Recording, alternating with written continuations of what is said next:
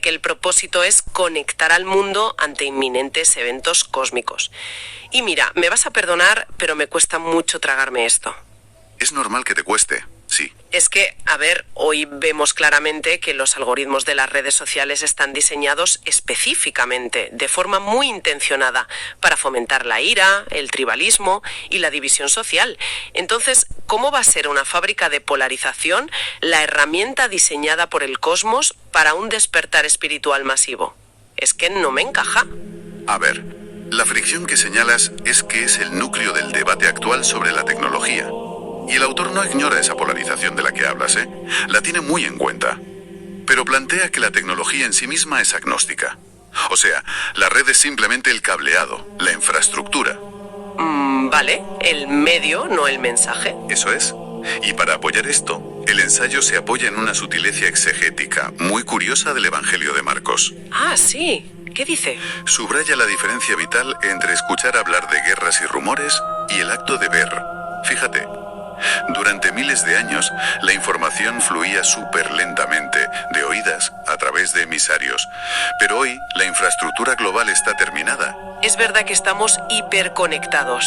Por primera vez en toda la historia de nuestra especie, la humanidad posee la capacidad técnica real de presenciar un evento a escala global de forma totalmente simultánea. ¡Ostras! Es verdad. Si pasa algo gordo, nos enteramos todos a la vez. Claro, si conectamos esto con el panorama general, la tesis del autor es que esa fuerza parasitaria, el mal, ha intentado secuestrar esta red global para llenarla de ruido, de odio y de vídeos virales absurdos. Para distraernos. Exacto, pero su propósito originario, el diseño de fondo de Internet, es servir como un estadio global. Es una infraestructura cósmica indispensable para que toda la humanidad pueda ver al mismo tiempo lo que está a punto de suceder. Vale, me vuela un poco la cabeza, pero asumiendo esa premisa, asumiendo que esa inmensa antena de transmisión digital ya está ensamblada y operativa en los bolsillos de casi 8.000 millones de personas, ¿por qué la gran señal de alarma, el evento central del ensayo, sonó hace más de 60 años en un pueblito de Cantabria donde sinceramente a duras penas tenían electricidad? Claro, parece una contradicción de tiempos y lugares. Es que no me cuadra. Pero es que todo cambio de paradigma monumental requiere de emisarios tempranos que establezcan el protocolo antes de tiempo. Es como un aviso a navegantes. Y ahí es donde el ensayo nos traslada a San Sebastián de Garabandal entre los años 61 y 65. Vale, cuéntanos qué pasó allí. Pues resulta que 4 niñas del pueblo, de entre 11 y 12 años, que se llamaban Conchita, Mariloli, Maricruz y Jacinta, de repente entran en una dinámica de éxtasis místicos prolongados. Y el autor recalca mucho esto. No hablamos de un destello aislado en el cielo que vio alguien de pasada. ¿No fue una anécdota de un día? ¿Qué va, qué va? El fenómeno incluye más de 2.000 apariciones documentadas de la Virgen María y de un ángel durante esos 4 años. A ver, espera. 2.000 apariciones en 4 años. Entonces, ¿qué significa todo esto? Porque si aplicamos el mismo prisma de comunicación de datos del que hablábamos antes con Internet, la cifra es apabullante. Es una barbaridad de datos, ¿sí? O sea, 2.000 apariciones en un periodo tan corto no es un simple mensaje en una botella. Es el equivalente a un flujo de datos masivo, continuo y súper redundante. Es como una alerta de emergencia en tu teléfono que no deja de sonar exigiendo que abras la dichosa notificación de una vez por todas. Esa analogía que haces es muy precisa. De hecho, el autor interpreta esta repetición casi obsesiva del fenómeno no como, un rasgo de fanatismo histérico de las niñas. Lo ve como la medida exacta de la urgencia brutal del remitente. O sea, insistían porque era importante. Muy importante. De todo ese inmenso caudal de información que bajó en esos años, surgieron 3 mensajes principales para la humanidad. Y el ensayo pone el foco en el último de ellos, que se emitió en el año 65. ¿Y qué decía ese último mensaje? Pues poseía una severidad implacable. Advertía explícitamente que la copa estaba rebosante. Esa es la expresión que usa. Y además, lanzaba una acusación frontal contra la jerarquía eclesiástica de la época. Contra la iglesia misma, fíjate. Sí, indicando que muchos cardenales, obispos y clérigos iban por el camino de la perdición.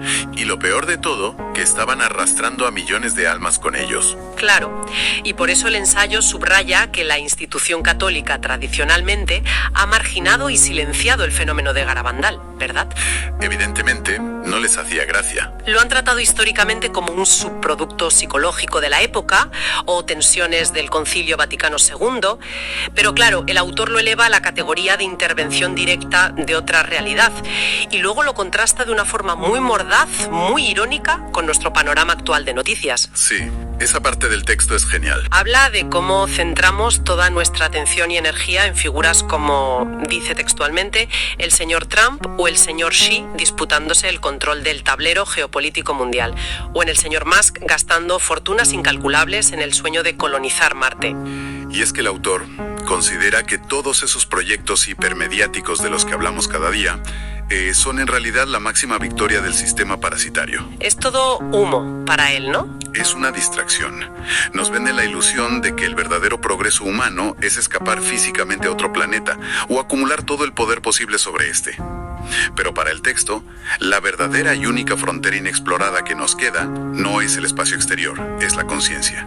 Claro. Esa obsesión global que tenemos con los magnates tecnológicos y los cohetes espaciales es la cortina de humo perfecta, una distracción milimétrica para mantenernos mirando hacia afuera, hacia el ruido constante de las pantallas, mientras ignoramos por completo la preparación interna que va a requerir ese gran salto evolutivo del que alertaban aquellos mensajes de los años 60. Y tela con esa preparación interna, porque queda trágicamente ilustrada con un episodio histórico que el ensayo relata hacia el final, y a mí me dejó la piel de gallina. Ah, el caso del jesuita. Sí, porque la historia de Garabandal resulta que no se circunscribe únicamente a esas 4 niñas del pueblo. Aparece de repente un quinto protagonista, alguien completamente ajeno a su círculo rural y a su edad, que otorga al fenómeno una dimensión totalmente distinta, el conocido en el texto como el quinto vidente. Exacto. Se trata del padre Luis Andreu. Era un sacerdote jesuita de apenas 36 años. Un hombre además de una sólida formación académica e intelectual que decide acudir al pueblo más con un afán de observar el fenómeno de forma crítica que de creer a pies juntillas. Un perfil escéptico, digamos. Sí, alguien analítico. Pues el 9 de agosto del año 61, mientras este hombre está observando a las niñas en estado de éxtasis en el pueblo, algo se rompe de golpe en su realidad perceptiva. El hombre de ciencia y de teología empieza de repente a gritar a pleno pulmón, pero gritando: ¡milagro! ¡Milagro!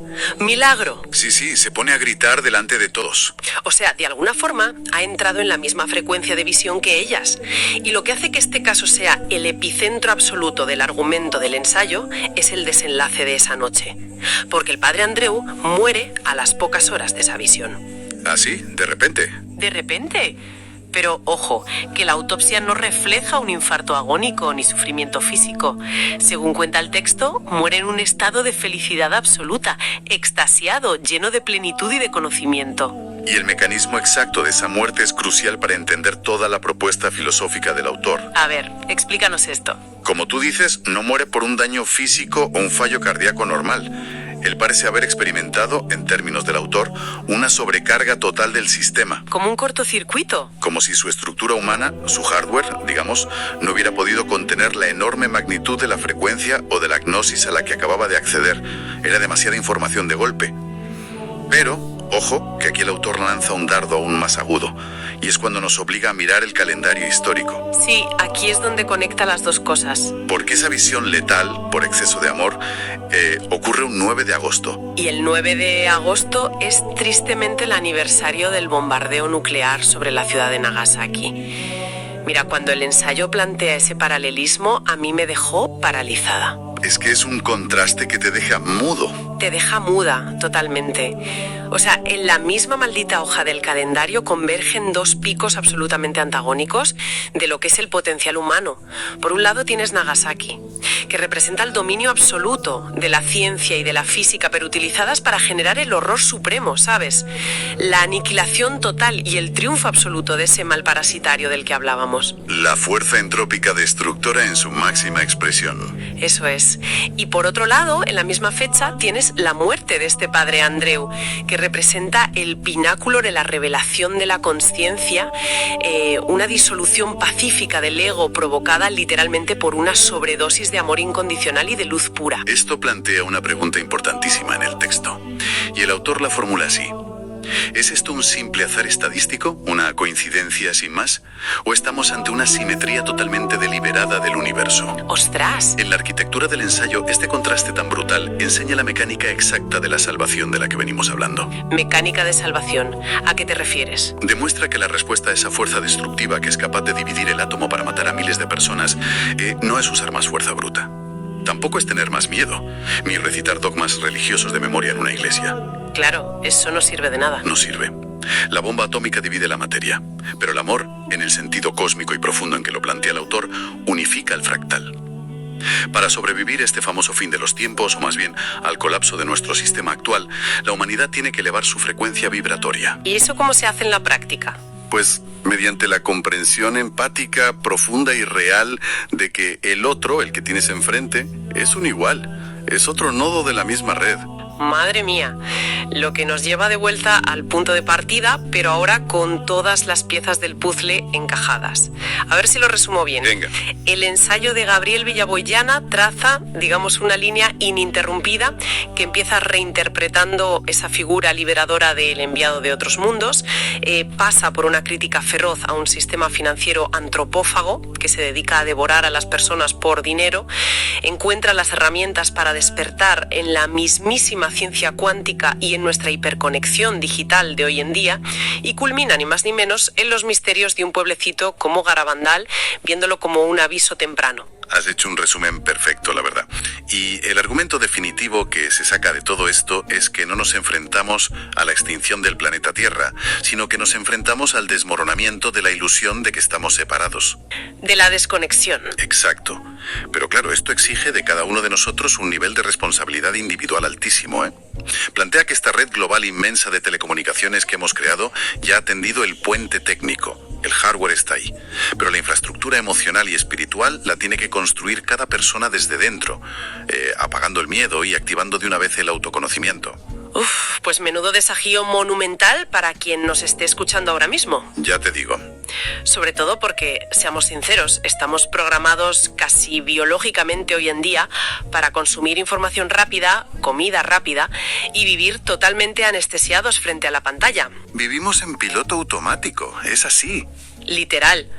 Pero claro, si damos por buena la hipótesis más extrema y loca de este texto, la idea de que toda esa red inmensa de fibra óptica, los miles de satélites ahí arriba, la inteligencia artificial que nos rodea y hasta los móviles que dominan nuestra vida minuto a minuto, si todo eso fue orquestado a nivel cósmico para permitirnos presenciar unidos un salto evolutivo sin precedentes, pues la verdad nos deja frente a una encrucijada fascinante. Absolutamente fascinante. Y yo quiero dejar una última reflexión en el aire para los oyentes.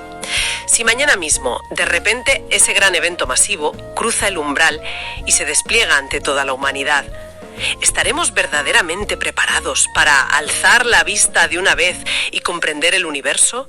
¿O nos pillará todos demasiado distraídos peleándonos en Twitter a través de nuestras pantallas? Ahí lo dejo.